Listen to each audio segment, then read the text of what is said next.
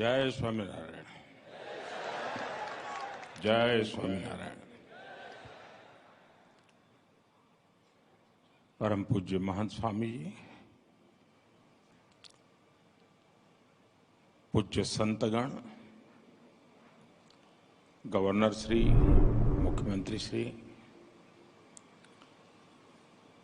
और उपस्थित सभी सत्संगी परिवारजन,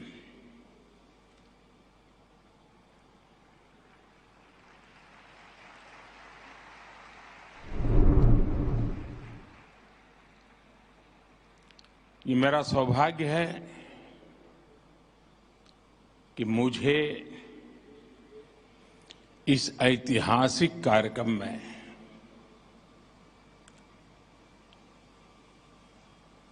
साक्षी बनने का, साथी बनने का और सत्संगी बनने का सौभाग्य प्राप्त हुआ है।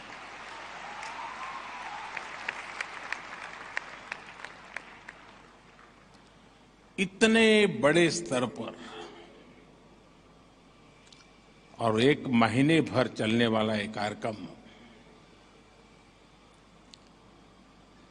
और मैं नहीं मानता हूं ये कार्यक्रम सिर्फ संख्या के हिसाब से बड़ा है, समय के हिसाब से काफी लंबा है, लेकिन यहां जितना समय मैंने बिताया,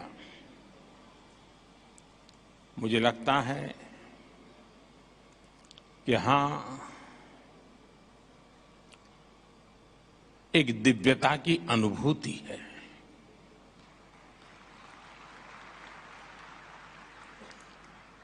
यहां संकल्पों की भव्यता है। यहां अबाल वृद्ध सबके लिए हमारी विरासत क्या है, हमारी धरोहर क्या है, हमारी आस्था क्या है, हमारा अध्यात्म क्या है, हमारी परंपरा क्या है, हमारी संस्कृति क्या है, हमारी प्रकृति क्या है, इन सबको इस परिसर में समेटा हुआ है। यहां भारत का हर रंग दिखता है।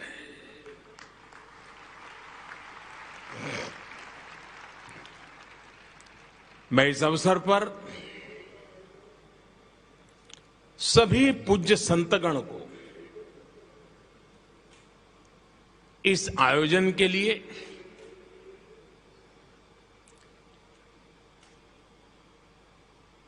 कल्पना सामर्थ्य के लिए और उस कल्पना को चरितार्थ करने के लिए जो पुरुषार्थ किया है, मैं उन सब की चरण वंदना करता हूं, हृदय से बधाई देता हूं और पूज्य महंत स्वामी जी के आशीर्वाद से इतना बड़ा भव्य आयोजन और ये देश और दुनिया को आकर्षित करेगा, इतना ही नहीं है, ये प्रभावित करेगा, ये आने वाली पीढ़ियों को प्रेरित करेगा।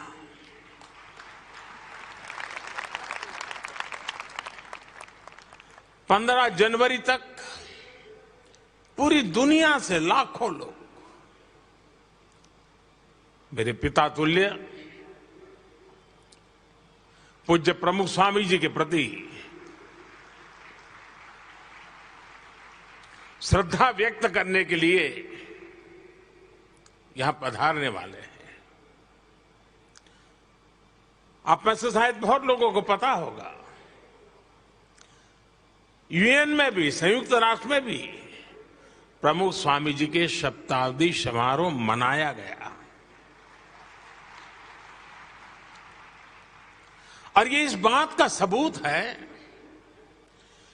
कि उनके विचार कितने शाश्वत हैं कितने सार्वभौमिक है और जो हमारी महान परंपरा संतों के द्वारा प्रस्थापित वेद से विवेकानंद तक जिस धारा को प्रमुख स्वामी जैसे महान संतों ने आगे बढ़ाया, वो वसुधैव कुटुंबकम की भावना आज शताब्दी समारोह में उसके भी दर्शन हो रहे हैं। ये जो नगर बनाया गया है,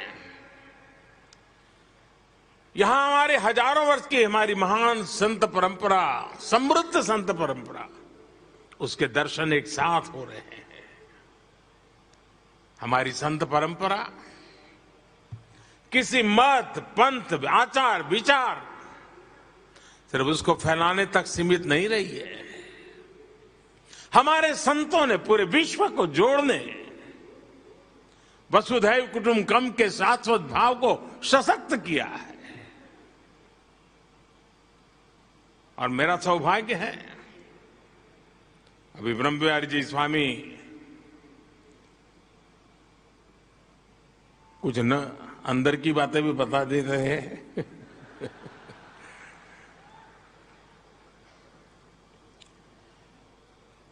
बाल्यकाल से ही एक मेरे मन में कुछ ऐसे ही क्षेत्रों में आकर्षण रहा, तो प्रमुख स्वामी जी के भी दूर से दर्शन करते रहते थे। कभी कल्पना नहीं थी उन तक निकट पहुंचेंगे, लेकिन अच्छा लगता था। दूर से भी दर्शन करने का मौका मिलता था, अच्छा लगता था। आयु भी बहुत छोटी थी, लेकिन जिज्ञासा बढ़ती जाती थी। कई वर्षों के बाद 1981 में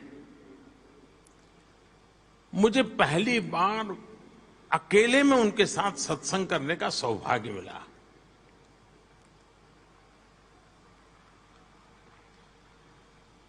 और मेरे लिए सरप्राइज था कि उनको मेरे विषय में थोड़ी बहुत जानकारी उन्होंने इकट्ठी करके रखी थी। और पूरा समय न कोई धर्म की चर्चा, न कोई ईश्वर की चर्चा, न कोई अध्यात्म की चर्चा, कुछ नहीं। पूरी तरह सेवा, मानव सेवा, इन्हीं विषयों पर बातें करते रहे। वो मेरी पहली मुलाकात थी और एक एक शब्द मेरे हृदय पटल पर अंकुरित होता जा रहा था। और उनका एक ही संदेश था कि जीवन का सर्वोच्च लक्ष्य सेवा ही होना चाहिए।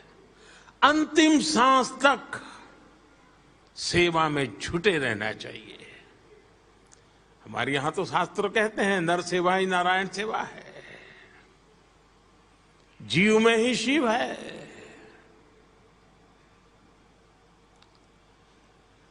लेकिन बड़ी बड़ी आध्यात्मिक चर्चा को बहुत ही सरल शब्दों में समाहित करते, जैसा व्यक्ति वैसा ही वो परोसते थे, जितना वो पचा सके, जितना वो ले सके। अब्दुल कलाम जी इतने बड़े वैज्ञानिक, उनको भी उनसे मिलकर के कुछ न कुछ मिलता था और संतोष होता था। और मैं जैसा एक सामान्य सोशल वर्कर, वो भी जाता था, उसको भी कुछ मिलता था, संतोष होता था। ये उनके व्यक्तित्व की विशालता थी, व्यापकता थी, गहराई थी। और एक आध्यात्मिक संत के नाते तो बहुत कुछ आप कह सकते हैं, जान सकते हैं। लेकिन मेरे मन में हमेशा रहा है कि वे सच्चे अर्थ में एक समाज सुधारक थे, वे एक रिफॉर्मिस्ट थे। और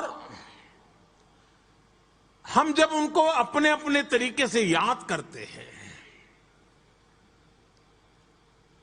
लेकिन एक तार मुझे जो हमेशा नजर आता है, हो सकता है उस माला में अलग अलग मणके हमको नजर आते, मोती नजर आते होंगे, लेकिन अंदर का जो तार है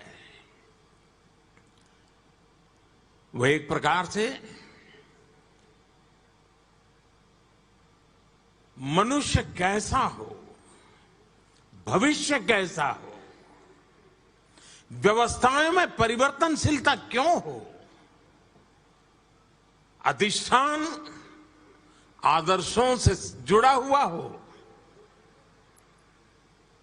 लेकिन आधुनिकता के सपने आधुनिकता की हर चीज को स्वीकार करने वाले हो। एक अद्भुत संयोग, एक अद्भुत संगम। उनका तरीका भी बड़ा अनूठा था। उन्होंने हमेशा लोगों के भीतर की अच्छाई को प्रोत्साहित किया। कभी ये नहीं कहा हाँ भाई तुम है ऐसा करो, ईश्वर का नाम लो ठीक हो जाएगा, नहीं।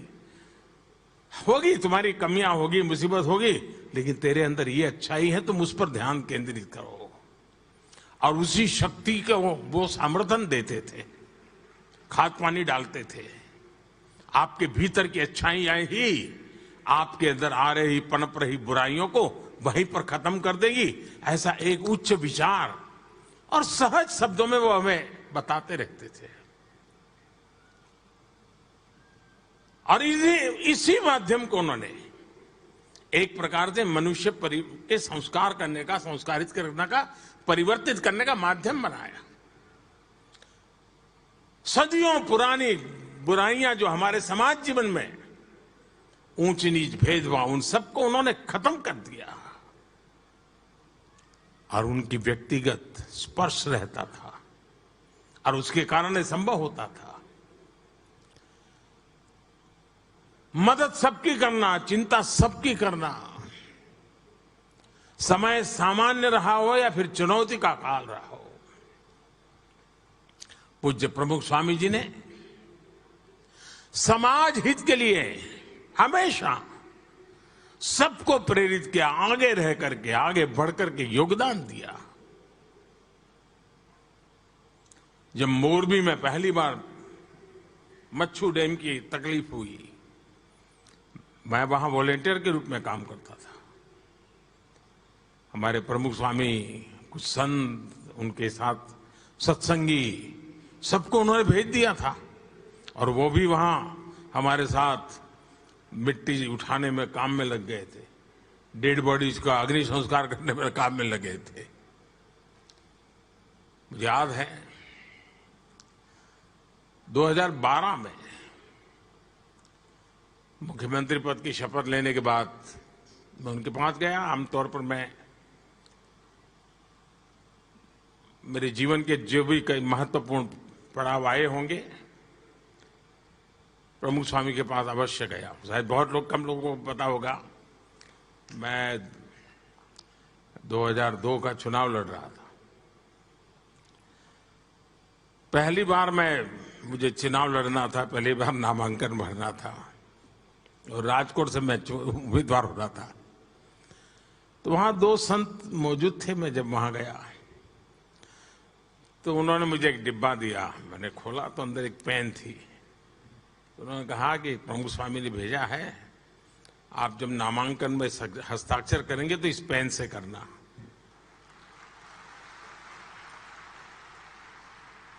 अब वहां से लेकर मैं काशी चुनाव के लिए गया, एक भी चुनाव ऐसा नहीं है जब मैं नामांकन करने गया और उसके लिए मुझे हस्ताक्षर करने के लिए पेन पूज्य प्रमुख स्वामी जी के व्यक्ति आकर के खड़े न हुआ। और जब काशी गया तब तो मेरे लिए सरप्राइज था, उस पेन का जो कलर था वो बीजेपी के झंडे के कलर का था। ढक्कन उसका जो था वो ग्रीन कलर का था और नीचे का हिस्सा ऑरेंज कलर का था। मतलब पहले कई दिनों से उन्होंने संभाल के रखा होगा और याद कर करके उसी रंग की पेन मुझे भेजना, यानी व्यक्तिगत रूप से, वरना उनका कोई क्षेत्र नहीं था कि मेरी इतनी केयर कर रहा। शायद बहुत लोगों का आश्चर्य होगा सुन करके, 40 साल में शायद एक साल ऐसा नहीं गया होगा कि हर वर्ष प्रमुख स्वामी जी ने मेरे लिए कुर्ता पैजामा का कपड़ा न भेजा हो।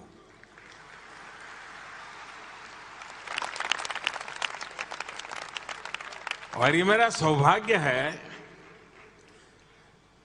और हम जानते हैं बेटा कुछ भी बन जाए, कितना ही बड़ा बन जाए, लेकिन मां बाप के लिए तो बच्चा ही होता है।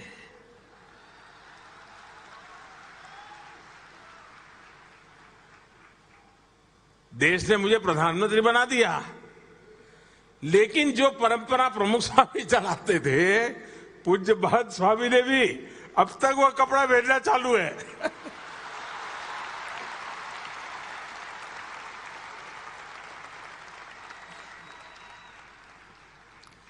यानी ये अपनापन, और मैं नहीं मानता हूं कि ये संस्थागत पीआरशिप का काम है, नहीं।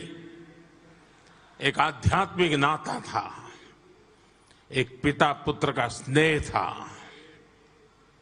एक अटूट बंधन है। और आज भी वो जहां है होंगे, मेरे हर पल को वो नजर करते होंगे, देखते होंगे।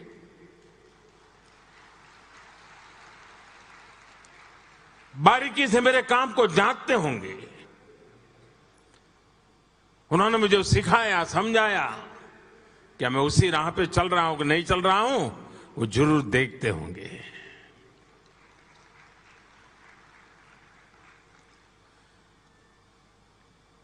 कच्छ में भूकंप,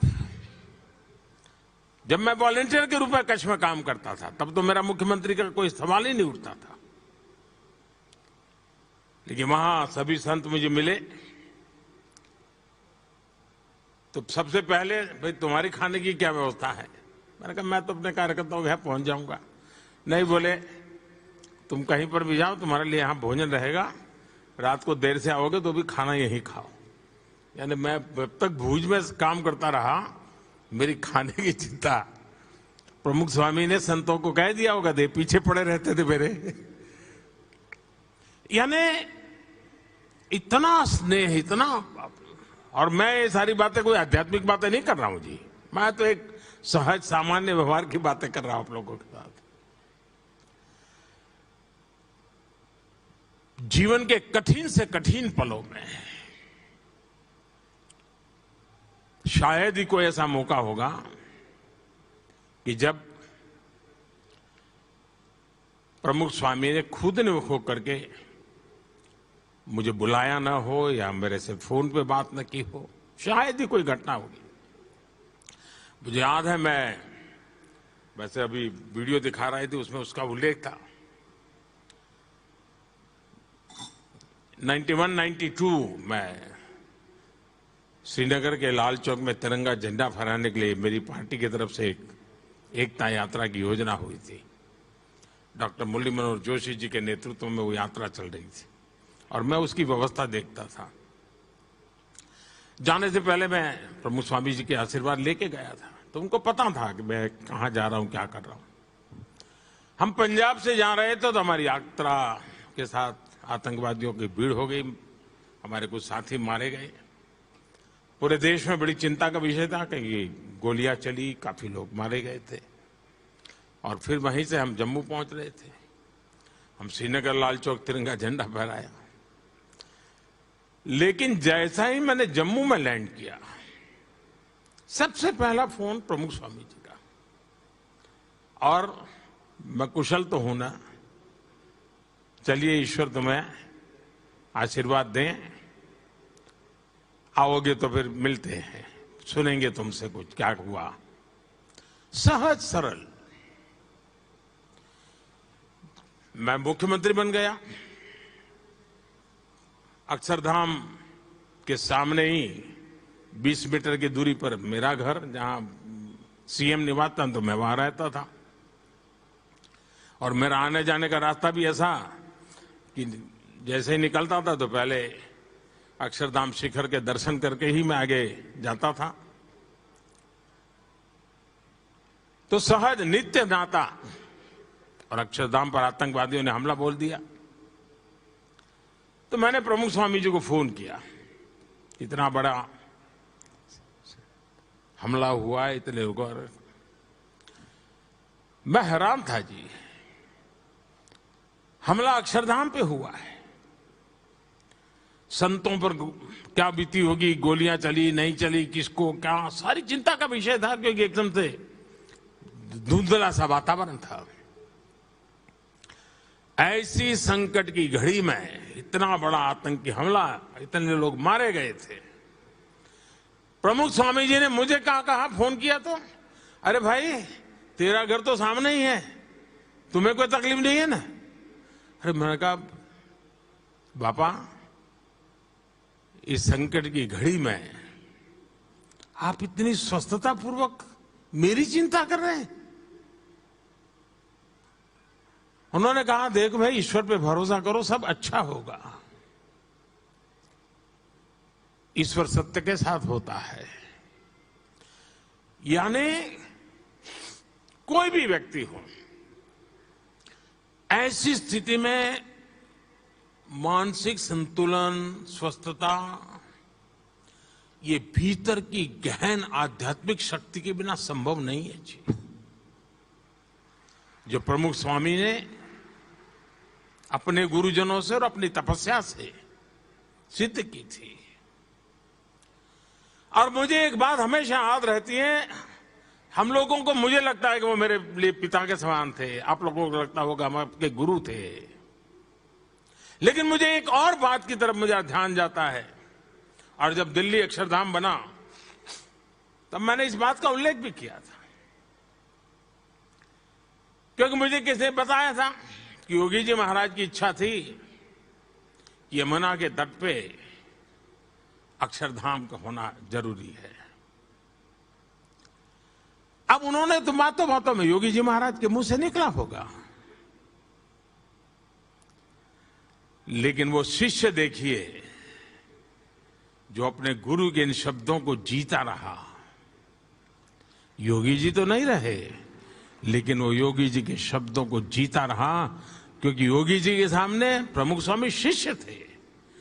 हम लोगों को गुरु के रूप में उनकी ताकत दिखती है, लेकिन मुझे एक शिष्य के रूप में उनकी ताकत दिखती है कि अपने गुरु के उस शब्द को उन्होंने जीकर दिखाया, और यमुना के तट पर अक्षरधाम बना करके आज पूरे दुनिया के लोग आते हैं तो अक्षरधाम के माध्यम से भारत की महान विरासत को समझने का प्रयास करते हैं।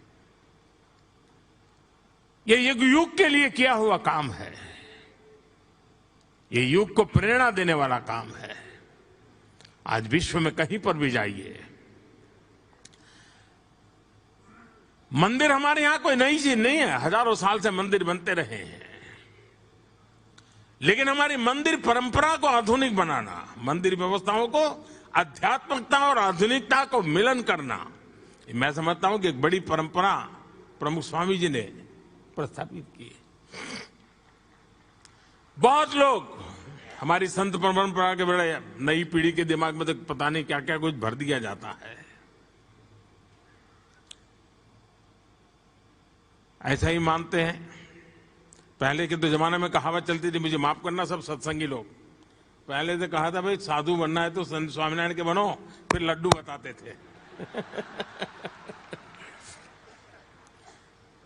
यही कथा चलती थी, भाई साधु बनना है तो स्वामीनारायण का बनो, मौज रहेगी।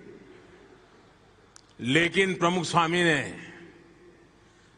संत परंपरा को जिस प्रकार से पूरी तरह बदल डाला, जिस प्रकार से स्वामी विवेकानंद जी ने रामकृष्ण मिशन के द्वारा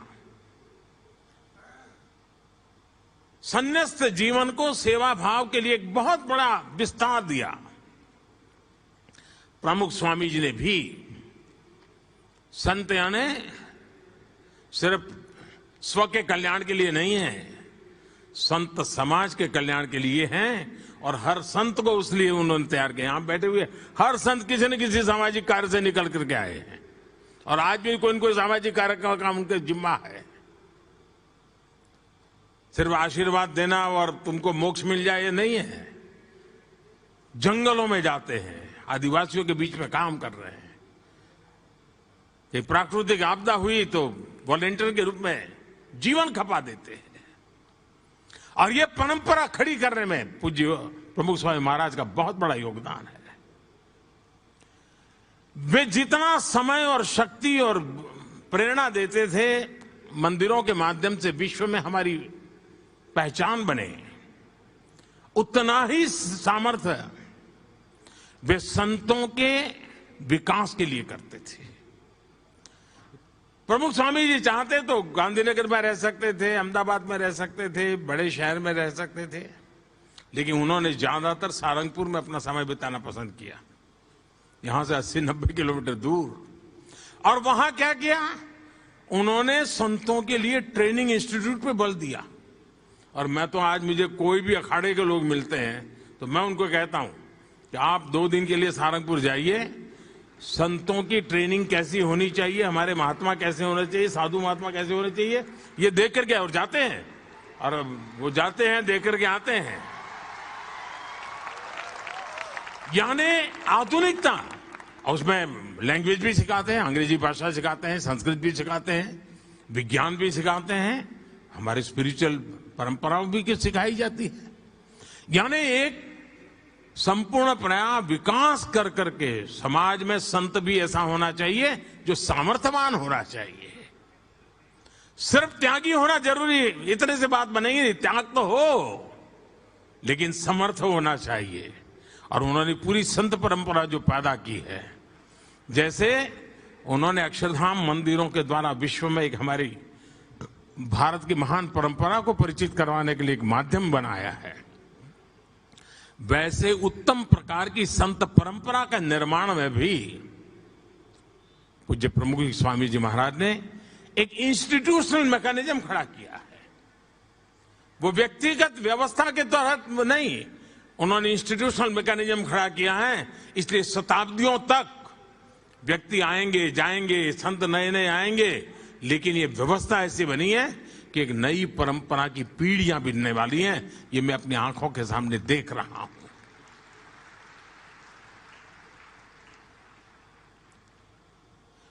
और मेरा अनुभव है, वो देव भक्ति और देशभक्ति में फर्क नहीं करते थे। देव भक्ति के लिए जीते हैं आप, देशभक्ति के लिए जीते हैं, तो उनको लगता है मेरे लिए तो दोनों सत्संगी हुआ करते हैं। देव भक्ति के लिए जीने वाला भी सत्संगी है, देशभक्ति के लिए भी जीने वाला सत्संगी होता है।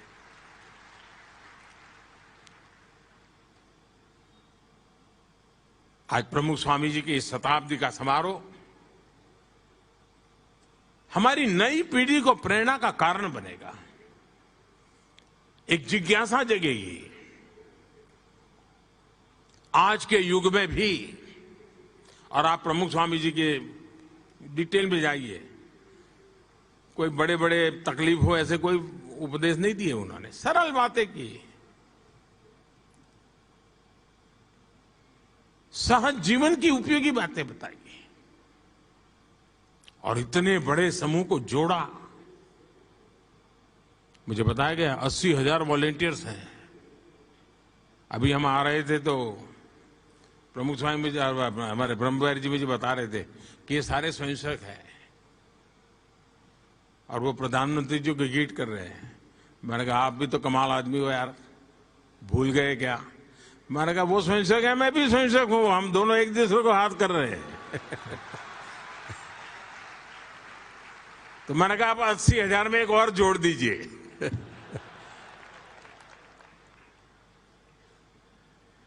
खैर बहुत कुछ कहने को है, पुरानी स्मृतियां इतनी आज मन को छू रही है,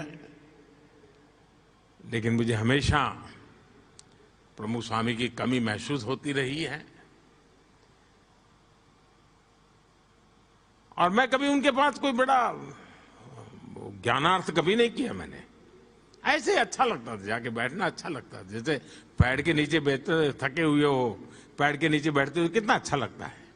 अब पेड़ थोड़ा हमको भाषण देता है, मैं प्रमुख स्वामी के पास बैठता था, ऐसा ही लगता था जी, एक बट वृक्ष की छाया में बैठा हूं। एक ज्ञान के भंडार के चरणों में बैठा हूं। पता नहीं मैं इस चीजों को कभी लिख पाऊंगा कि नहीं लिख पाऊंगा, लेकिन मेरे अंतर्मन की जो यात्रा है, वो यात्रा का बंधन ऐसी संत परंपरा से रहा हुआ है, आध्यात्मिक परंपरा से रहा हुआ है।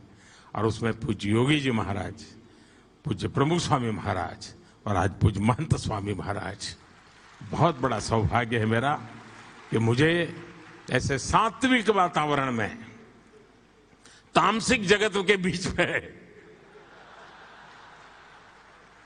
अपने आप को बचा करके काम करने का ताकत मिलती रहती है, लेकिन निरंतर प्रभाव मिलता रहता है। और इसी के कारण राजसी भी नहीं बनना है, तामसी भी नहीं बनना है, सात्विक बनते हुए चलते रहना है, चलते रहना है, चलते रहना है। आप सबको बहुत बहुत शुभकामनाएं। जय स्वामीनारायण।